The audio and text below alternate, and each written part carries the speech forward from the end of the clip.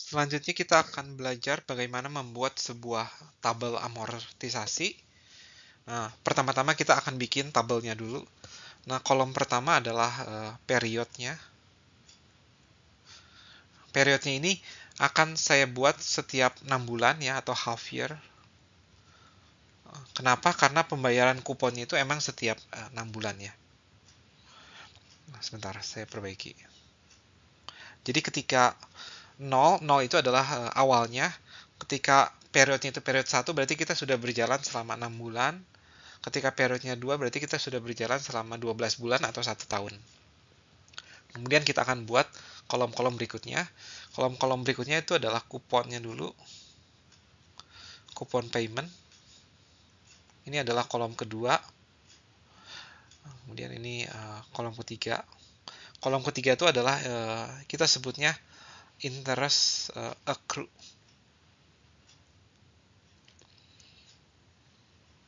Kolom keempat amortization of premium. Kenapa di kasus kita, kebetulan di kasus kita kan bondnya itu dijual at premium, jadi amortization of premium. Tapi kalau bondnya itu dijual at discount, berarti ini adalah amortization of discount. Dan yang terakhir adalah book value of bond. Jadi dengan kata lain, di tabel amortisasi ini kita akan bisa mendapatkan book value dari bond kita di setiap waktu. Di waktu 0 atau di awal, book value-nya itu sudah jelas, yaitu adalah 1038,08. Nah, kemudian masuk ke periode 1. Di periode 1 ada pembayaran kupon sebesar 30. Dan untuk menghitung interest, ya, interest di periode pertama itu adalah bunganya, seperti bunga lah, karena bond kan sebenarnya itu adalah hutang. Ya, jadi interestnya itu didapatkan dari yield rate-nya. Yield rate-nya itu 4% per tahun nominal rate, berarti kan 2% dikali book value-nya. 8. Dan di sini Anda akan mendapatkan nilainya sebesar $20.76. Nah, 20 dari 76 ini itu adalah interest, sementara kupon payment-nya itu kan $30. Nah, oleh karena itu terdapat sisa sebesar $9.24 yang akan dipakai untuk memotong book value dari bondnya. Jadi sebesar 1028,84. Nah, ini adalah book value di periode pertama ya, setelah 6 bulan ya. Setelah kita menerima kupon pertama ya. Begitu pula yang terjadi ketika di periode kedua, setelah 1 tahun, nah kita sudah menerima 2 kali kupon payment, dan kita bisa menghitung interest accrue-nya adalah 2% dikali book value-nya, book value yang baru, yaitu 1028,84, yaitu adalah sebesar $20.5768, atau kalau dibulatkan 20,58. Nah, itu adalah interest accrue di periode kedua, dan kemudian kita bisa mengurangkan ini 30 dikurangin dengan ini untuk mendapatkan amortisasi dari premium di periode kedua, yaitu sebesar 9,4232. Dan kita akan pakai ini untuk mengurangi book value dari bond di periode berikutnya, yaitu adalah 1019,4168, atau kalau dibulatkan 2 angka 8 koma adalah ini ya. Nah, ini sama persis dengan book value setelah 1 tahun yang sudah kita dapatkan tadi sebelumnya. Dan ini bisa kita teruskan lagi periode ketiga sampai periode keempat ya. Dan Anda bisa lakukan sendiri. Nah, di slide selanjutnya saya sudah lakukan tabel amortisasi ini dengan menggunakan Excel, di mana kita akan lihat. Dalam slide ini saya sudah menunjukkan bagaimana membuat tabel amortisasi dengan menggunakan file Excel ya. Nah, sini saya pakai warna biru. Di sini ada periodenya ya, periode 0, periode 1 atau 6 bulan, periode 2 atau setelah 1 tahun, periode 3 setelah 1,5 tahun, dan periode 4 setelah 4 kali pembayaran kupon. Dan di sini kita lihat bahwa ini setelah 4 kali pembayaran kupon, book value kita tepat sebesar 1000, yaitu sama dengan redemption value dari si bondnya. Dan di sini kita sudah belajar bagaimana Anda tahu bagaimana mendapatkan 30, dan Anda juga harusnya tahu bagaimana mendapatkan 20,76, yaitu adalah yield rate bunga efektifnya ya. Berarti 2%, 2% dikali book value-nya ya, jadi ini.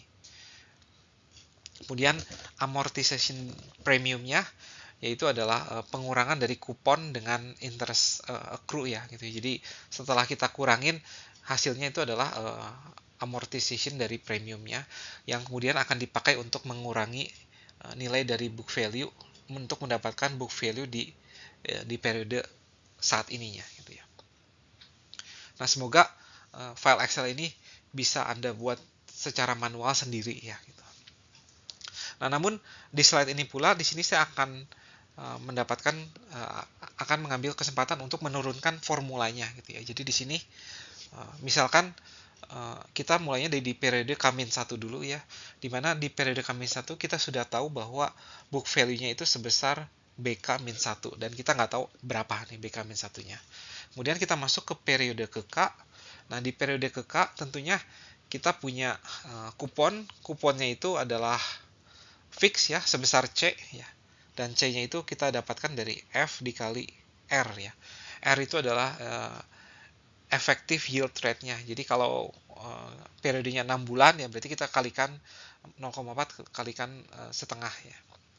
Nah, kemudian untuk menghitung interest accrue berarti kita cukup kita J ya.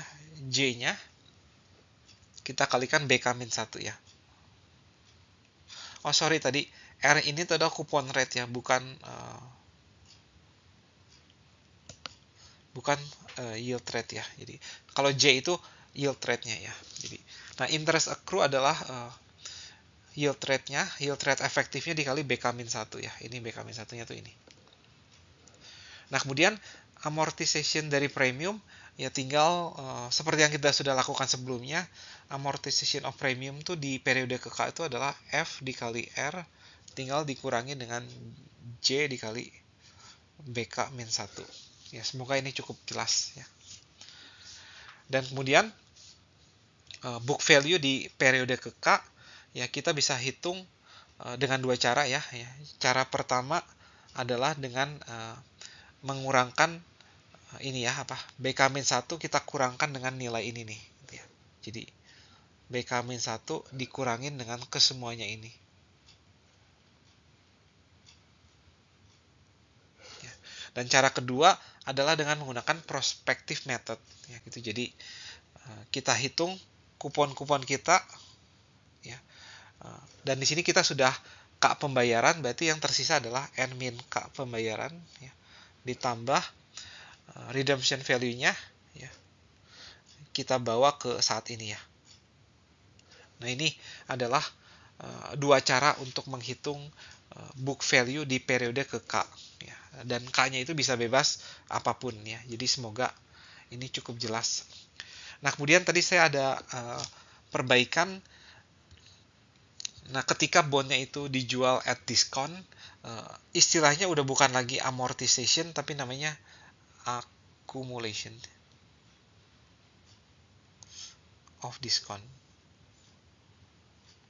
Di soal-soal selanjutnya, Anda bisa coba membuat tabel amortisasi ketika bondnya itu dijual at discount. Dan di sana akan mendapatkan bahwa coupon payment dan interest-nya itu terbalik. Jadi kalau di kasus ini coupon payment-nya itu yang lebih besar dibanding interest accrue-nya. Tapi kalau di kasus diskon, coupon payment-nya itu akan lebih kecil daripada interest accrue-nya.